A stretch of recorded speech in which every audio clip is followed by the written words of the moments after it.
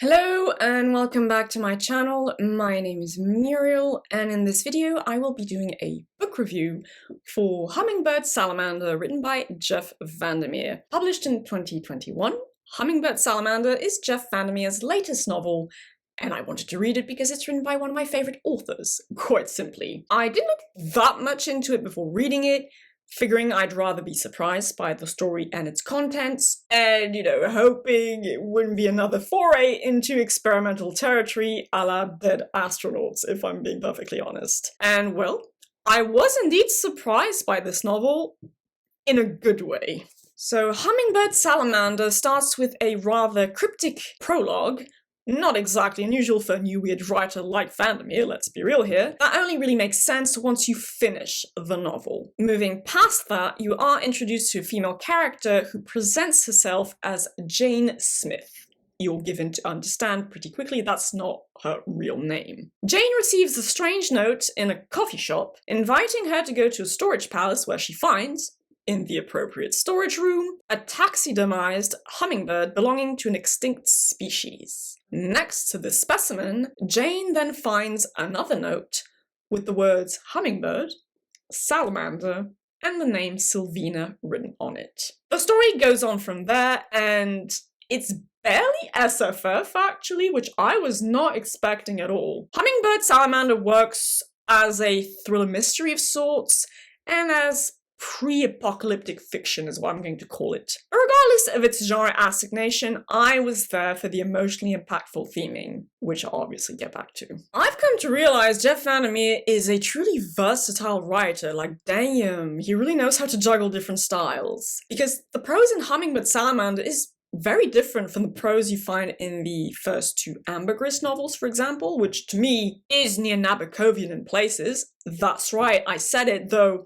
I've also learned that Jeff VanderMeer considers Nabokov as one of his primary sources of inspiration writing-wise, and yeah, that makes a lot more sense now. And it's also different from the more down-to-earth, but still highly evocative and at times haunting prose you get in the Southern Reach trilogy. I actually might have to give a point to VanderMeer over Mieville, another of my three favorite authors and another very high-caliber prose SFF writer, on this specific front. Yeah.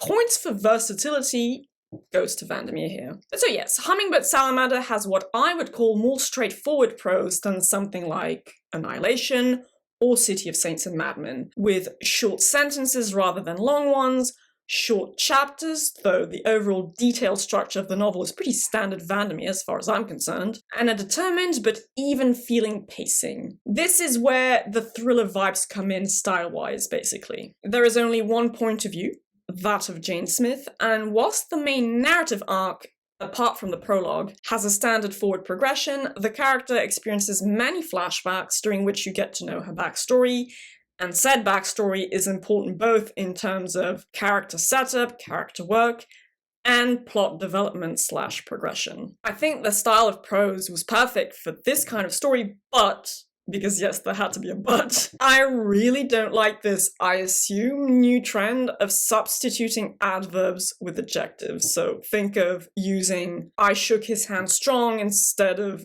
I shook his hand strongly. The first time I came across this, I legitimately thought it was a typo, but no, it's clearly a deliberate choice on the part of the author because it pops up at least 3 or 4 times. Now, I know language is supposed to involve blah blah blah, but fuck it, I don't like it. It offends my grammar Nazi self, I guess. I think Hummingbird Salamander is both a character and a theme-driven novel, although the plot isn't exactly superfluous either, to be fair. As such, quite a bit of character development takes place on the page, and you certainly get to know the main character, Jane Smith. Now, personally, I didn't relate to her much, if at all, but she was definitely an interesting character. And on a related note, VanderMeer, in my opinion, generally has interesting characters. I've also noticed he has at least as many female leads as he does male ones, and his female leads in particular just stand out, I find. Jane Smith is no exception. She is, for one thing, deliberately described as being gender non-conforming. She is described as being stocky or stockily built,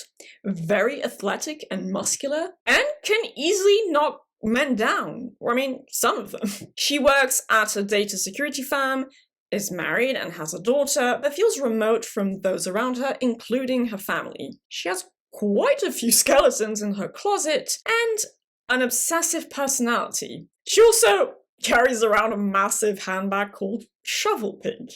Yes, it's a very random detail, but I thought it was pretty amusing. Gender is not a theme of this novel, but Jeff VanderMeer writes in a couple of astute observations about gender through his gender non-conforming female character, so I do want to give a point for that. I'm also pretty certain an important secondary character of the novel, a woman named Sylvina, has sensory processing disorder, something which fuels her environmental activism, not to say eco-terrorism, and something which I haven't seen much of in literature outside of, well, more atypical characters. Though as an aside, I do find it interesting that sensory issues are often lacking, or at least underplayed, underwritten, where autistic coded characters are concerned.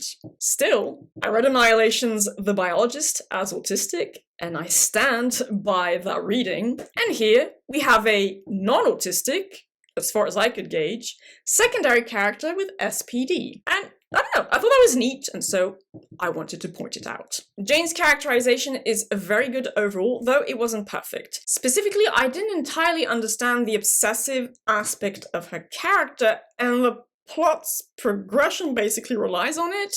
Or perhaps not the entirety of its progression, but it starts out with Jane becoming obsessed with a note she receives, and, it all unravels from there. And I never got a satisfying explanation for this, even though the rest of it otherwise worked well enough for me. But why was she so obsessive in the first place? I never really understood that aspect of her character, which bugged me slightly, but it's overall a minor qualm. Like I said, Hummingbird Salamander barely counts as SFF, so there really isn't much to say about the world building that doesn't fall within ending/spoiler territory. As such, I'll move directly onto the theming. I did know going in that this novel would deal with environmentalism. It does. And it's not shy about it either. There is a lot said in these pages about environmental degradation, destruction, the consequences of pollution and climate change on human beings and the wider world. There is an eco-terrorist, secondary but very important character, Sylvina. Extinct species are not only mentioned, but centrally utilized as plot devices and thematic messengers. And there is also awestruck appreciation on the part of the main character, not just her, of the interconnectedness intrinsic to the wider web of Earth life. And I love that shit. Like, straight up, that just speaks to me. Well, I don't like the pre-apocalyptic aspect of the story, because that's very depressing, but the spiritual adjacent appreciation of life and nature and our place as humans within it speaks to me and will always speak to me. More on that, in fact, in another upcoming book review. So Hummingbird Salamander is definitely not subtle about this theme, but nor is it heavy-handed as such, in my opinion. It is, quite frankly, what it needs to be. And I might add, very similar in degree to the ecological theming you find in the first arc of the Hyperion Cantos. And yes, I do have a review for that if you're interested. Parallel to the theme, you have an exploration of familial heritage and family ties. How humans are interconnected more broadly, regardless of the wider web of life, but also in a kind of mirror image of it. It's interesting to note specifically the presence of intense brother-sister dynamics in at least 3 of VanderMeer's stories. This one, Venice Underground, and Shriek and Afterward. I also have a review for that one if you're interested. I mean, why not? This is not a bad thing by any means. I'm just pointing it out because I enjoy being able to spot the reoccurrences of narrative and thematic motifs. Also tied to the environmental one is a theme I honestly did not expect. That of hope.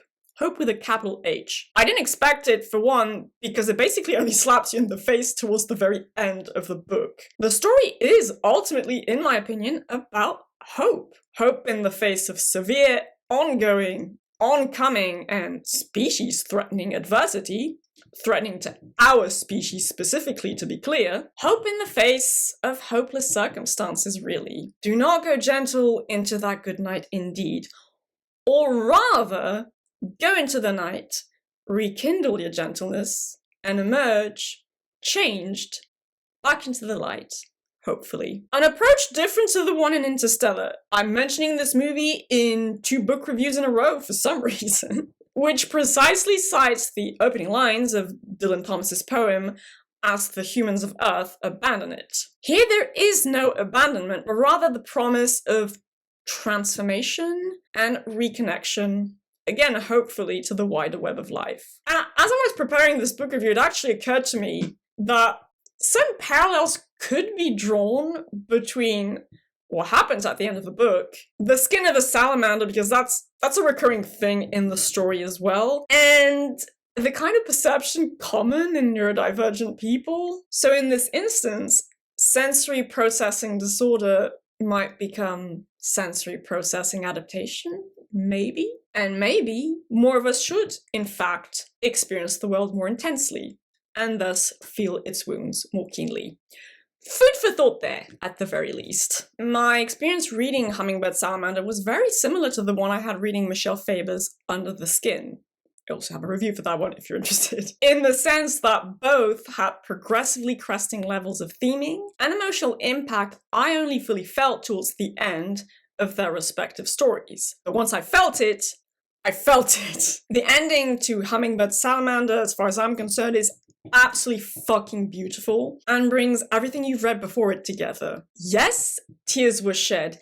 And also, can we not only take a minute to appreciate how beautiful this cover is, but to notice this little detail. A silver tear running down the hummingbird's face head. If you know, you know.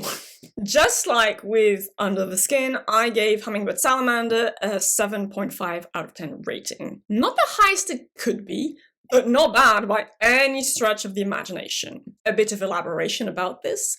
Whilst I was emotionally impacted by the end of the story, and whilst I definitely appreciate the theming at the heart of it, it's also just not quite my type of story, and I couldn't really relate to the main character. I am not a character-driven reader in SFF, true, but for a work of fiction to receive a very high rating in my book and potentially to become a new favorite, the character work does need to appeal to me. And moreover, I need a more homogeneously engaging reading experience with more than 1 or 2 great elements that speak to me. And once again, I had a very similar appreciation of Under the Skin, actually. So no, it's not my favorite Jeff VanderMeer, but it's still very good, and I would most definitely recommend it to both VanderMeer fans and non-fans alike. Though to the former, do keep in mind this is very tame compared to his usual and thus weirder stuff. It does have thrillery vibes, and it does have this pre-apocalyptic element to it, but it is barely SFF.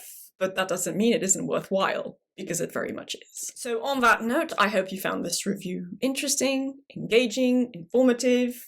If you have read the novel and want to share your thoughts, please feel free to do so. Maybe on the Discord server, there is a link for it in the description box down below as well. But in the meantime, I hope you all have a lovely day, evening, or whichever time of day you prefer. Do take good care of yourselves. Thank you for the continued support, and I shall see you all reasonably soon in another video, which will perhaps once again be another book review. Until then, bye-bye.